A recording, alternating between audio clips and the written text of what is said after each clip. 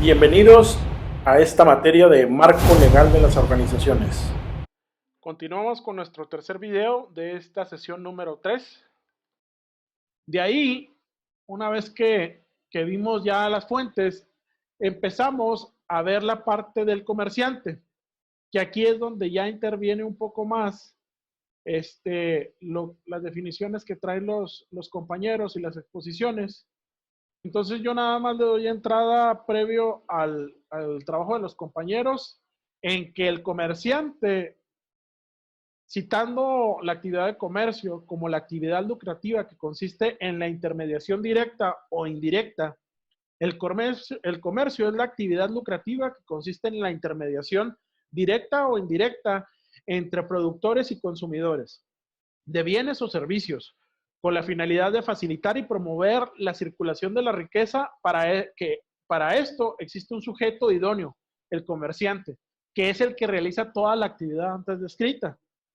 Es la persona que busca el lucro. Esto es muy importante, lucra.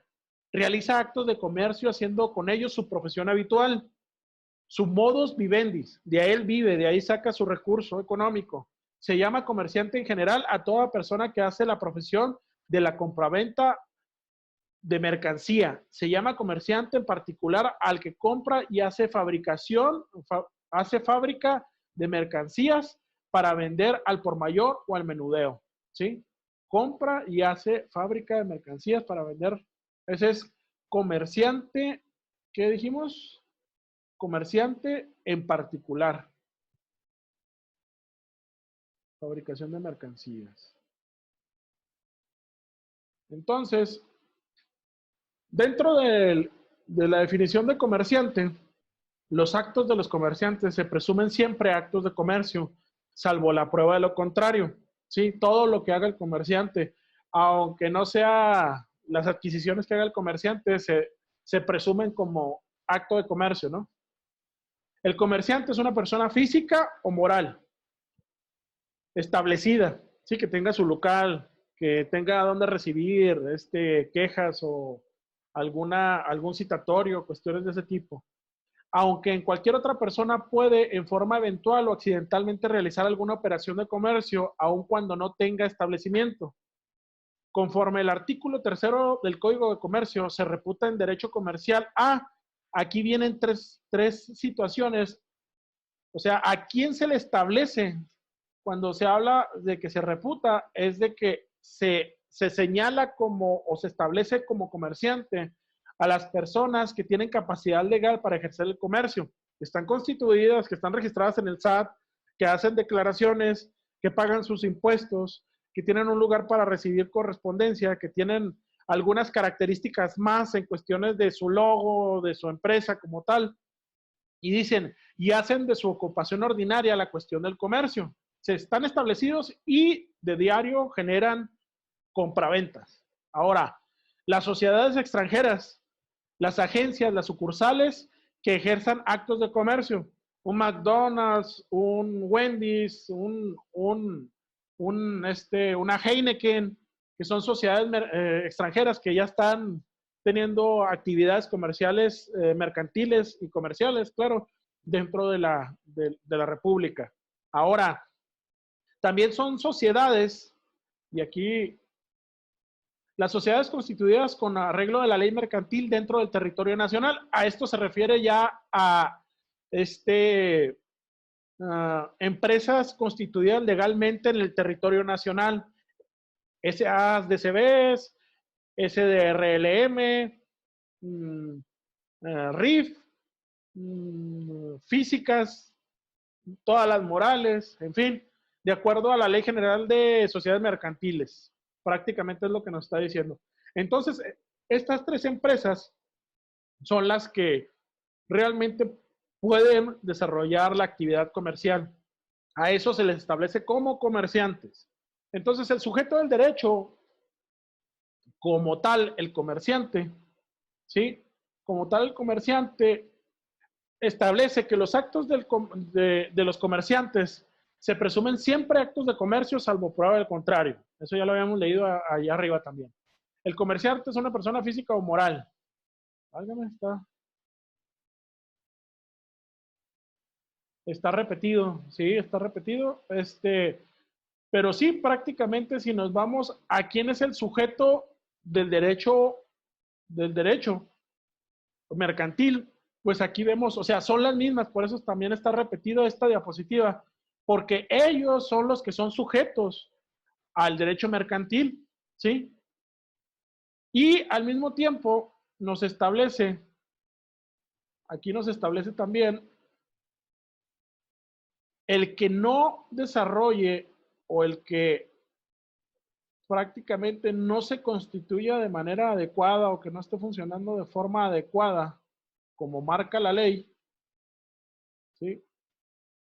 Hay sanciones directas e indirectas por no realizar de forma adecuada esta cuestión de acto de comercio. Y ahora nos dice que el Código de Comercio no establece ninguna sanción directa para el comerciante que no lleve libros de contabilidad, excepto una multa menor de 25 pesos y que no excede del 5% de su capital, ordenándose su traducción oficial al idioma castellano, siendo por cuenta del comerciante el extranjero los costos originales por dicha traducción. Bueno, ahí realmente no. Y luego las sanciones indirectas, por otro lado, si encontramos que en forma indirecta sanciones para quien incumpla estas disposiciones aún potencialmente. Así, conforme a la fracción 1 del artículo 94 de la ley de quiebras y suspensión de pagos, si ocurre la quiebra, se considera como culpable al comerciante que no hubiera llevado su contabilidad con los registros adecuados. ¿Esto qué quiere decir? Prácticamente, o sea, si no llevas la contabilidad, o sea, te pone una sanción muy, muy vaga. El Código de Comercio. Ya la cuestión hacendaria sí lleva buena multa, ¿verdad? Son multas bastante fuertes. Pero si hay una quiebra, el problema que esa sanción indirecta es de que si tú estableces un procedimiento de quiebra y no llevaste contabilidad, pues el comerciante es el culpable, ¿no? Y la cuestión ¿cómo se llama? Pues tendrá que tener responsabilidades jurídicas por la cuestión de no llevar de acuerdo para saber quién es el deudor, a quién hay que cobrarle, si hay cuentas pendientes, en fin. O sea, esto sí hay que analizarlo de forma directa, ¿no? Y luego también tenemos otro tipo de sanciones indirectas, que son los requisitos exigidos por el Código de Comercio que llevándola ha incurrido en una falta hubiese ocasionado perjuicios a terceros. O sea, si yo no llevo alguna actividad que afecta a terceros, pues ahí también tengo que pagar, ¿no? Y tanto el artículo 94 y 96 de la ley de quiebras y suspensión de pagos tiene una equivalencia a la nueva ley de concursos mercantiles en su artículo 271 y 272, donde sancionan la conducta dolosa, la presunción de fraudulenta, salvo prueba de lo contrario del incumplimiento generalizado en el pago de las obligaciones de acreedores con concursado.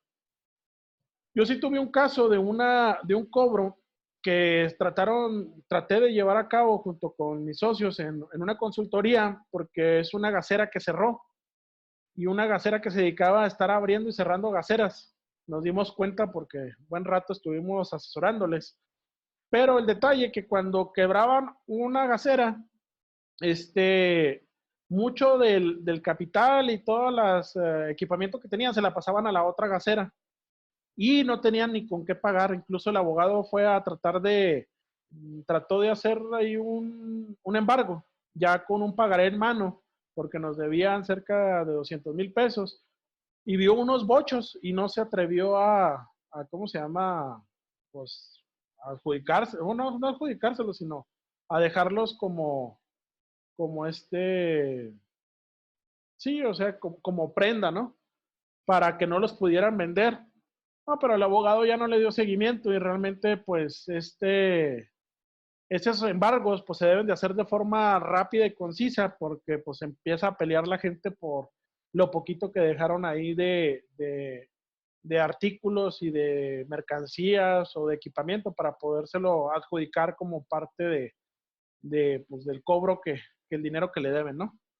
Entonces, actúan de forma dolosa ahí las empresas, deshaciéndose de lo que se puede y porque pues después empiezan a cobrarle los acreedores, ¿no? A eso se refiere ese artículo.